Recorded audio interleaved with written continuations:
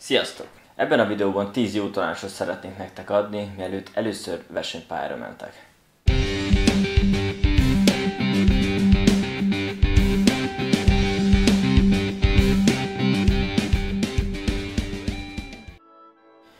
Nemrégiben történt, hogy szerettem volna kimenni egy pályanapra, végül úgy alakult, hogy kihagytam, viszont megkérdeztem a kedves ismerősömet, hogy milyen volt az a hétvége, és sajnos szomorú híreket kaptam.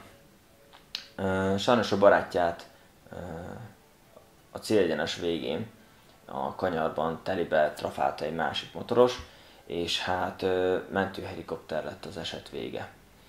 Habár ez nem amatőrök között történt, mégis rávilágít arra a tényre, hogy bárkivel megtörténhet a baj a versenypályán is. Ráadásul jó magam látom, hogy a kezdőcsoportokban sokszor megesik, hogy kamikáze módon közlekedik egy-két motoros, aki hát először jár jellemzően a versenypályán. Mivel én nem vagyok profi pilóta, ezért nem szeretnék arról beszélni, hogy hogyan kell csúcsidőt motorozni egy adott pályán, hiszen ez nem menne korrekt a részemről. Viszont ez a 10 jó tanács, amit megosztok veletek, ezek olyan dolgok, amelyeket a saját tapasztalataimból szűrtem le, illetve megfigyeltem a versenypályán, hogy milyen hibákat követnek el az oda kilátogatók, akik még korábban nem jártak ott. Első tanács. Ez már elpufogtatott, talán közhelyes is, hogy műszakilag legyen rendben a motorod. Tudom, le van szervizelve, meg van nézve a szelephézag, a te motorod jó, be van lőve a guminyomás, de könyörgöm, hogyha nincs pénzed mondjuk fékbetétre, akkor nem biztos, hogy pályanapra kellene jönnöd. Mert sajnos tudok olyanról, aki éppen, hogy olajat tudott cserélni, fékbetétre pedig már nem volt pénze. És komolyan, akkor inkább elköltöd a pályanapra azt a 20-30 ezer forintot aznap, és közben veszélyeztetsz másokat? Vagy ha nem is ütsz ki mást a nyerekből. Lehet a rossz fékberendezés miatt, vagy a rossz gumiabroncsok miatt, lehet úgy berepülsz a bukótérbe, hogy rommá töröd a motorodat. Nyilván egyébként is benne van a pakliban, hogy elesünk, de ha lehet, nem műszaki hiba miatt történjen már. Gondolj arra, hogy haza kell érjél, és másokat sem veszélyeztethetsz. Második. Mielőtt versenypályára szeretnél menni, menj el egy profi oktatóhoz. Hidd nekem, mert én úgy mentem el az első kakucsringi pályanapomra, hogy előtte nem voltam oktatónál. Hát mit nem mondjak, a nap felénél úgy éreztem, hogy szét akarnak szakadni a combjaim, az izületeim, alig bírtam sétálni. És hogy ez miért történt? Nem csak azért, mert nem volt rutinom, vagy edzetlen voltam, hanem azért, mert nem tudtam a helyes mozdulatokat végrehajtani. Hogy ez mit is jelent? Na, menj el egy oktatóhoz, és ő elmagyarázza neked lépésről lépésre. Elmentem, Korovák Jani volt motorversenyzőhöz, és ő felküldött a pályára, hogy megnézze, hogy mégis hogyan motorozom. És azt mondta, hogy látszik, hogy valamit úgy próbálkozom, de látja a hibákat, ami hát rengeteg volt, és a mai napig vannak hibák, hát azért gyakorlunk, hogy ezeket kiküszöböljük és finomítsuk ugye a motorozási tudást, vagy hát csiszolgassuk, és elmagyarázta azt, hogy kell pontosan ülni a motoron, hogyan tartod a kezed, hogyan fékezel, tekintetedet, és igen, tudom, tele van az internet ilyen videókkal, én is megnéztem rengeteget, de amikor ott vagy, és kielemzi neked a videón a saját motorozásodat, egy profi, ott vagy személyesen, akkor úgy érzed, hogy a pénzed jó helyre ment. Azt tanácsolom, hogy mindenképpen profihoz menj, ne pedig egy valami bot csinálta, valaki ez, aki kinevezi magát oktatónak csak azért, mert leír a térde. Bocsánat, de én jobban adok valaki olyannak a szavára, aki fel tud mutatni valamit. Harmadik. Ha olyan versenypályára mész, ahol mondjuk nincs kötelező köridőmérés, és több csoportra van bontva a rendezvény, és megkérdezik, hogy te melyik csoportban szeretnél menni, akkor könyörgöm, ne a gyors csoportot választ. Elhiszem, hogy bivaj erős a motorod, meg 160, 180, 200, 220 lóerős, de nem ez a lényeg. Még a motor is eldől. Türelem, türelem, türelem. Ha a lassú csoportba mész, az nem azt jelenti, hogy ott nem lehet a gáz húzni, vagy ott olyanok mennek, akik majd nem mernek motorozni. Mindenki azért megy oda, hogy élvezze a motorozást. Itt is az egyenesben el fogják neki húzni az emberek, mert azért vannak ott. De ne menj föl egyből a profik közé, hogyha nincs kötelező köridőmérés.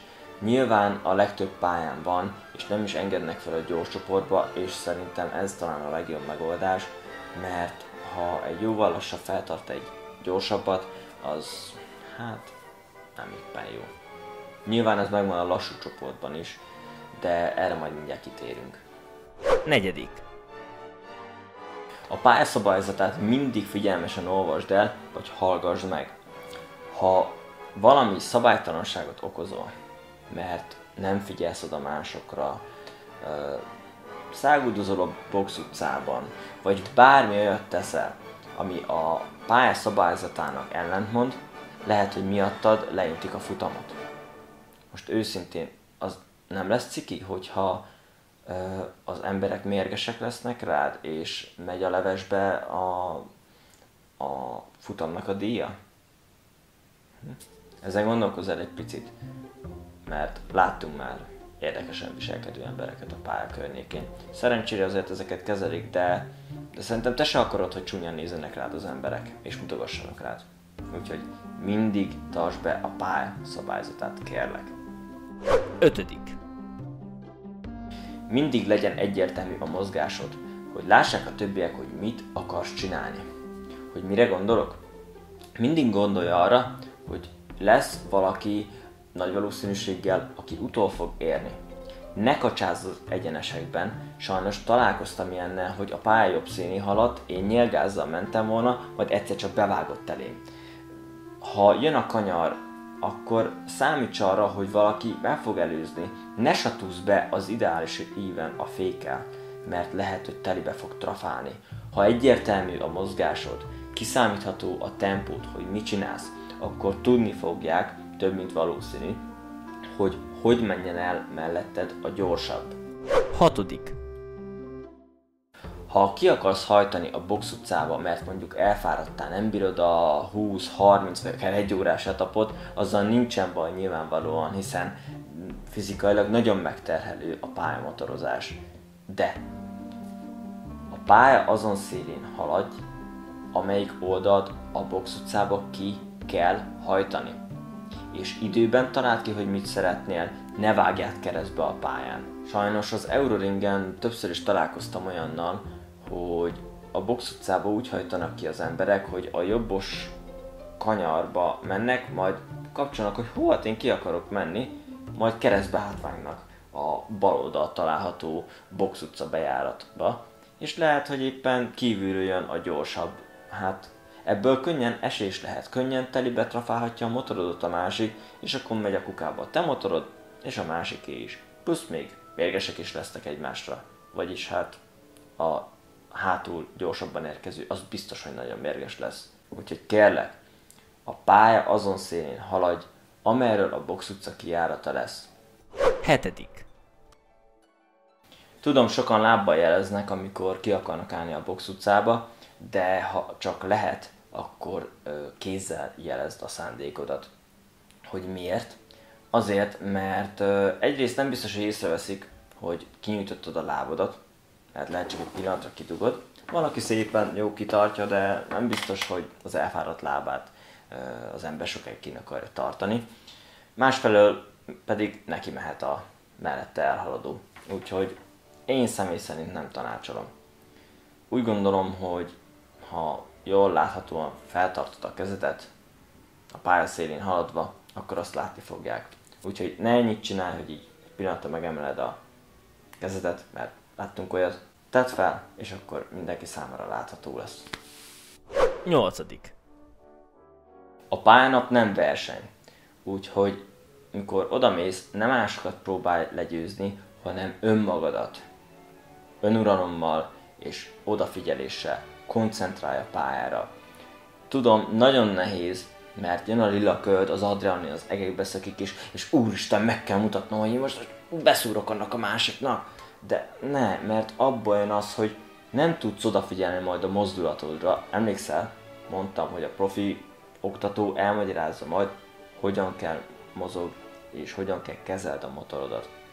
És minél jobban fáradsz, annál kevésbé tudod majd jól kezelni a motorodat, és szétesik majd a mozgásod. És akkor majd, amikor az adrenalintól fel vagy pörögve, majd akkor elkezdesz versenyezni valakivel, aki majd persze kapu lesz erre a dologra, és akkor belehajtjátok egymást olyanba, ami lehet egymást kiütitek, de akkor az már nem jó. Vagy ha pedig kiütsz valaki olyat, aki nem is akar veled versenyezni, hanem csupán éppen gyakorol, szeretné a saját köridejét megdönteni, akkor az nem lesz jó. Ha jön az adrenalin löket, legyen valami jelszavad, mondjuk 2-szer mondd ki a keresztnevedet, és vegyél egy nagy levegőt közben, hogy higgadj le egy kicsit. Nem te leszel aznap a leggyorsabb, ha még nem jártál a versenypályán. Ha pedig valaki beszól neked, hogy lassú voltál, hát azok nem a profi pilóták lesznek, hidd el nekem. Senki nem fog téged lenézni, hogyha lassú leszel. Éppen ezért ne akarj versenyezni, pláne az első pályánapodon. Mert ha kiütsz valaki mást, és még le is intik a futamot, akkor aztán, akkor haragudni fognak rád, és csúnyán fognak rád nézni az emberek, mert nem bírtál magaddal. Hallottam már pályabírót kiabálni emberre, mert nem bírt magával a pályán. Te ne légy ez, kérlek. 9. Ha van köridőmérőd, eleinte hagyd otthon, pontosan a kamerád mellett. Tudom, ezt így nagyon könnyű mondani, és mindenki szeretné megörökíteni a kamerával, hogy milyen jót motorozik, és az ami nem is feltétlenül van baj, vagy probléma. De az emberekben nagyon sokban ott van a druk, hogy a kamerával meg kell mutassam majd a haveroknak otthon, hogy milyen keményen motoroztam. Láthatjuk sajnos az utcán is, sokan belehajszolják magukat olyanba, ami túl van a határjaikon, és hát a kamera pedig rögzíti. Nyilván vitatkozhatunk erről, igen, van olyan, hogy bekövetkezik kamera nélkül is a baleset, persze, de ne legyenek olyan tényezők, amik nyomnak téged, amik befolyásolnak, hogy túl sokat akar kipréselni magadból, többet, mint amit tudsz. A köridőmérő pedig pontosan ugyanilyen. Eleinte ne akar faragni az időt, mert hova? Nyilván tudni akarod, hogy mennyit mész, én is tudni akartam, megkértem cibarámat, hogy mérje a telefonnal, de nem azon voltam, hogy megszakadjak a mért körön, hogy úristen, most nekem meg kell mutatni. Nem osztanak érte díjat. Ezt egy profi mondta nekem, és az eszembe vér Isten. 10. Igyál sok vizet. Ne üdítőt, hanem vizet. Egyszerűen azért, mert egy 20 perces etap alkalmával akár 7-8 decilitert is ki tudsz magadból izzadni, éppen ezért nagyon fontos a folyadékpótlás. Esetleg még tanácsos izotóniás italt fogyasztani, hogy ugye a különböző ásványanyagokat, sókat visszapótold. Ez nagyon fontos, ugyanis történt már olyan baleset, hogy 200 feletti tempónál álljult el az illető, és esett le a motorról. Szerintem te nem akarsz így járni. Nyilván épeszű ember iszik vizet. Én is mindig iszom. De eleinte nem éreztem azt, hogy olyan hűdeszomjas lennék, csak mindig a pályánap végén éreztem, főleg este, mikor hazajöttem, hogy majd szétszakad a fejem, és aludni se bírtam normálisan. Nagyon fontos a folyadékpótlás, nem 2 liter egy nap. Amikor motorozol, a pihenők alkalmával nyomni kell befele a vizet, mellé egy kis izotóniás ital. Remélem, ezt a 10 jó tanácsot nem úgy érzitek, hogy én szerettem volna bárkit kioktatni.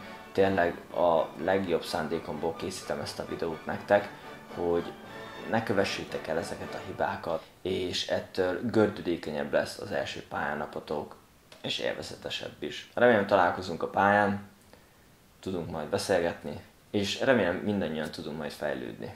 A lényeg az, hogy vigyázzunk egymásra, legyünk alázatosak a pályamotorozással, és ne féljünk kérdezni a nálunk profibbaktól. Mindenképpen menjetek el egy profi oktatóhoz. Sziasztok!